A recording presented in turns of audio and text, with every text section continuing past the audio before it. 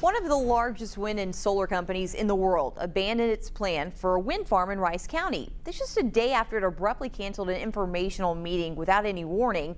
Brady Bowman joins us tonight explaining why the company is making this decision. Brady? Rachel, NextEra confirming with me they are no longer pursuing this project despite spending 2 years trying to make it happen. Tonight, the chairman of the Rice County Commission telling me that's a surprise to him and how this situation's even grabbed the attention of a country music star.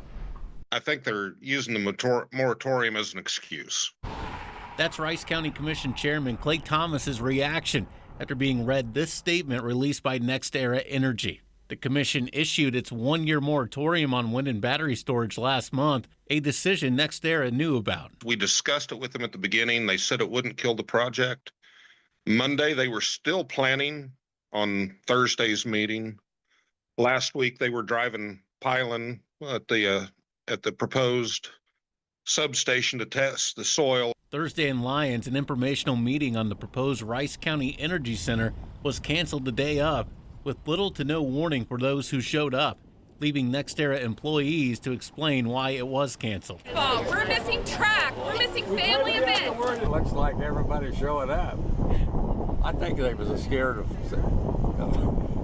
having a little bit of a touch and go with the rednecks. When asked Thursday if another meeting would be rescheduled, a NextEra spokesperson only had this to say. At this point, we are going to continue working with the county, and we look forward to doing that. Thursday, John Rich told 12 News water concerns regarding the project caught his attention. You look at stamping in hundreds of 600-foot tall windmills, stamping it right through that land into the aquifer. That seems like a major problem for farmers. And so I began reaching out to people in the area and saying, what are your thoughts on this? And the consensus coming back to me, the vast majority do not want this project. Thomas says the county first heard NextEra is abandoning the project via Rich's announcement on his Facebook page. The county reached out to NextEra for confirmation, but did not hear back. Rachel. Brady, thank you.